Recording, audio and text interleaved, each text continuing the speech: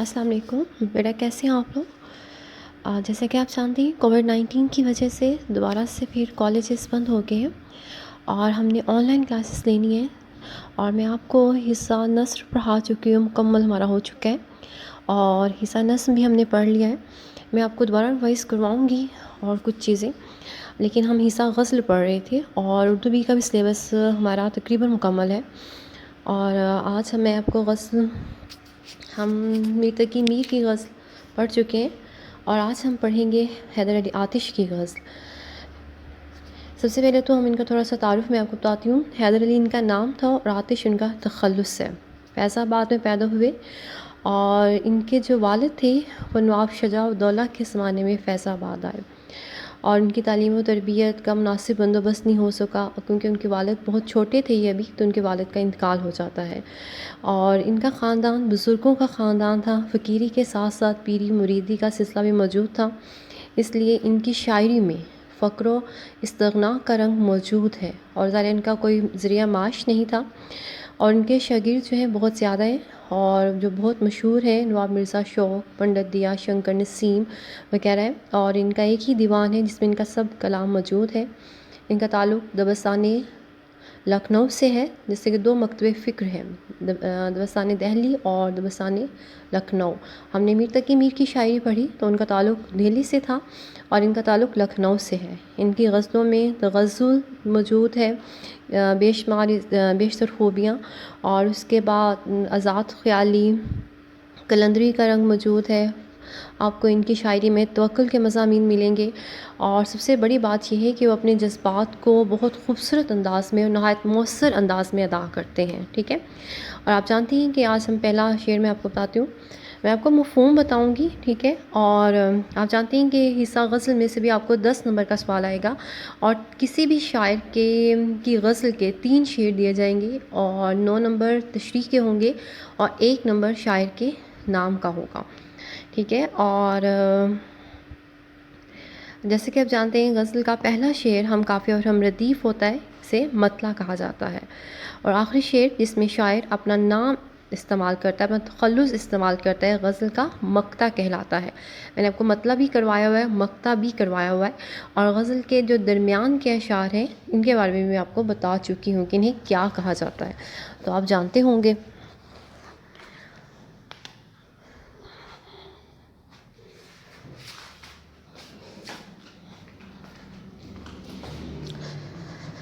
پہلا شعر دیکھیں، ہوائے دو میں خوشگوار راہ میں ہے، خزاں چمن سے ہے جاتی بہار راہ میں ہے۔ اب یہ اس کا مفہوم یہی ہے کہ ہوا میں جو مزیدار شراب کا دور چلنے کی خوشبو ہے، اور یہ اس بات کی علامت ہے کہ جو خزاں ہے وہ باغ سے جا رہی ہے اور بہار آ رہی ہے۔ اردو شاعری کے روایتی مضامین میں ایک مضمون ہے بہار کا موسم۔ اسے خاص اہمیت اور خصوصیت حاصل ہے، خاص طور پر اشاق کے حوالے سے۔ اردو شاعری میں بہار کے موسم کو خاص اہمیت اور خصوصیت حاصل ہے، خاص طور پر اشاق کے حوالے سے۔ بہار کا موسم جو ہے پھولوں کے کھلنے، جذبوں کے پروان چڑھنے اور پینے پلانے کا موسم ہے۔ یہ وہ موسم ہے کہ رنگ و نور کی برکھا برستی ہے، عاشقوں کے دل بھی مچلنے لگتے ہیں۔ تو اقبال نے بھی موسم بہار کی خوبصورتی کو بیان کیا ہے، اور اس شعر میں جو شاعر ہے وہ اس بات کی بات کر رہا ہے، یہ اردو شاعری کا روایتی مضمون ہے۔ بہار آتے ہی شاعروں پر دیوانگی سی طاری ہو جاتی ہے، اور اس بات کی خوشی کی علامت ہے بہار، اور وہ کہہ رہے ہیں کہ آتش نے ترکیب استعمال کی ہے، ہوائے دور خوشگوار، یعنی کہ ہوا میں سے خوش ذائقہ شراب کی خوشبو آ رہی ہے، اور قریب یہ ہے کہ جب یہ ہوا یہاں پہنچے گی تو عیش و عشرت اور کیف و مستی اور پینے پلانے کا دور ہوگا۔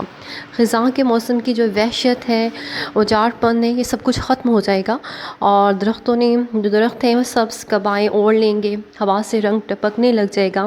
اور موسم بہار میں ہوا میں شراب کے نشے کی تاثیر کو غالب نے بھی محسوس کیا تھا۔ غالب کے ابھی یہاں موجود ہے، اور اس شعر کا یہ ایک پہلو تھا، لیکن اس کا دوسرا پہلو یہ ہے کہ اس شعر میں شاعر نے خوشیوں کی نوید سنائی ہے۔ وہ اپنے دور کے ستم زدہ لوگوں کو اطمینان دلاتے ہیں کہ جس طرح باغ خزاں کی سختیاں جھیل کر بہاروں کی منزل حاصل کر لیتا ہے، اس طرح کہتے ہیں نا کہ زندگی جو ہے وہ دکھ اور سکھ سے عبارت ہے۔ کہتے ہیں نا کہ کبھی کے دن لمبے کبھی کی راتیں، تو ابھی جیسے کہ وہ شاعر اس بات کو بیان کر رہا ہے کہ جو تکلیف میں لوگ ہیں، جو پریشان ہیں، تو ان کو امید دلاتے ہوئے کہتا ہے کہ جس طرح جو باغ ہے وہ خزاں کی سختیاں جھیل کر بہاروں کی منزل حاصل کر لیتا ہے، اسی طرح انسانوں کی زندگی میں دکھوں کا موسم ہمیشہ نہیں رہتا، اس کی طوالت بجائے خود اس کے اختتام کا اعلان بنتی ہے۔ آتش کے خیال میں اس دور کے انسان نے جس قدر دکھوں کے لمحات برداشت کر لیے ہیں، وہ اپنی حد خوشی کی دہلیز پر آ کھڑے ہوئے ہیں، اور وہ وقت دور نہیں ہے جب بہاروں یعنی خوشیوں کا موسم پھر سے اپنی تمام تر خوبصورتیوں اور رعنائیوں کے ساتھ آئے گا۔ ہر خزاں کے بعد بہار ہے، ہر مشکل کے بعد آسانی ہے، ہر غم کے بعد خوشی فطرت کا ایک قانون ہے۔ شاعر نے زندگی کے اس فلسفے کو خوبصورتی سے پیش کیا ہے کہ زندگی میں ہر دکھ کے بعد سکھ ہے، اور زوال کے بعد عروج ضرور آتا ہے۔ اور جو یہ بات سمجھ لیتے ہیں وہ لوگ جو کہ دکھوں اور زوال کے عالم کو لازوال سمجھ کے مایوسی طاری کر لیتے ہیں، تو شاعر نے ایسے لوگوں کو، مایوس لوگوں کو خوشخبری سنائی ہے کہ بہار خزاں جو ہے وہ ختم ہو گئی ہے، اب بہار آ رہی ہے، یعنی اب کوئی وجہ نہیں ہے کہ دکھوں سے بھرے ہوئے دامن خوشیوں سے آشنا ہوں گے۔ اور اس نے صنعت تضاد کا استعمال کیا ہے شاعر نے اس میں، اور کہ خزاں اور بہار صنعت تضاد ہے، تو اس میں شاعر نے زندگی کا ایک فلسفہ بیان کیا ہے۔ وہ فلسفہ کیا ہے کہ زندگی میں خزاں جو ہے وہ ہمیشہ کے لیے نہیں ہوتی، ہر عروج کو جیسے زوال ہے تو اس طرح ہر زوال کے بعد عروج ہے، ہر دکھ کے بعد سکھ لازمی ہے۔ زندگی جو ہے انہی چیزوں سے عبارت ہے۔ تو آپ کو سمجھ آ گئی ہوگی، کوئی اتنا مشکل نہیں ہے، ٹھیک ہے۔ شاعر نے اس میں کس چیز کی بات کی ہے؟ زندگی کی بات کی ہے، خوشیوں کی بات کی ہے، امید کی بات کی ہے۔ دوسرا شعر دیکھیں، عدم کے کوچ کی لازم ہے فکر ہستی میں، نہ کوئی شہر نہ کوئی دیار راہ میں ہے۔ میں پہلے آپ کو بتا چکی ہوں نا کہ آتش کی شاعری کا جو رنگ ہے نا وہ فخر سے ہے، توکل سے ہے، اور ان کا تعلق بزرگوں کے خاندان سے تھا، اور زندگی کی بیس، حالانکہ جو دو دبستانی فکر ہیں لکھنؤ اور دہلی، اور دہلی کے جو شعراء ہیں ان کی شاعری میں آپ کو زندگی کی بے ثباتی کا احساس اور اپنی ناقدری کا احساس زیادہ پایا جاتا ہے، لیکن آتش کے ہاں بھی یہ رنگ موجود ہے، اور اس شعر میں وہ اس بات کی بات کرتے ہیں کہ زندگی میں آخرت کی طرف سفر کرنے کی فکر نہایت ضروری ہے، کیونکہ جو فنا کا راستہ ہے سخت دشوار گزار راستہ ہے، جہاں کوئی پڑاؤ، کوئی شہر، کوئی دیار نہیں ہے۔ تصوف کے حوالے سے کہ یہ دنیا جو ہے نا مسافر خانہ ہے، رہنے کی جگہ نہیں ہے، انسان کا اصل ٹھکانہ آخرت ہے۔ اس دنیا میں انسان ایک مسافر ہے جو کہ عارضی طور پر یہاں پہ آیا ہوا ہے، اور اصلی گھر یعنی آخرت کے لیے وہ سامان اکٹھا کر رہا ہے۔ اور اس مضمون کے حوالے سے یہ جو خالصتاً مذہب سے شاعری میں آیا ہے، قرآن و حدیث کی مستند روایات موجود ہیں جن میں آخرت کی زندگی کو دائمی قرار دیا گیا ہے، جیسے حدیث مبارکہ ہے کہ ترجمہ دنیا آخرت کی کھیتی ہے، اور پھر نبی نے فرمایا کہ جس نے دنیا کو پسند کیا اس نے آخرت کا نقصان کیا، اور جس نے آخرت کو پسند کیا اس نے دنیا کا نقصان کیا، تو اس کو اختیار کرو جس کا نفع پائیدار اور دائمی ہے، اور اس کو چھوڑ دو جو صرف چند دن ہے۔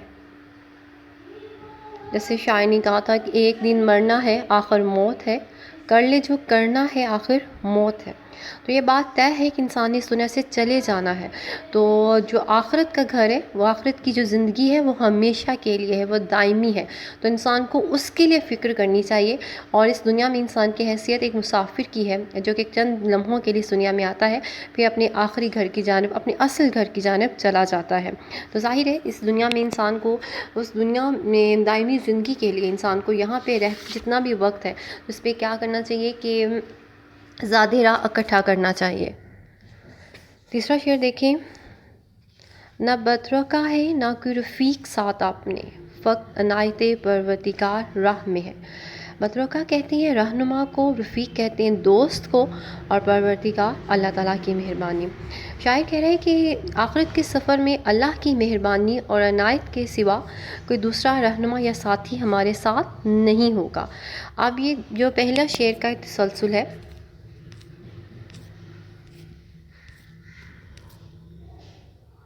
اور پہلے شعر کا ہی تسلسل ہے، اس میں شاعر نے اسی مضمون کو آگے بڑھاتے ہوئے آخرت کا مسافر ہونے میں آنے والی تنہائی کا ذکر کیا،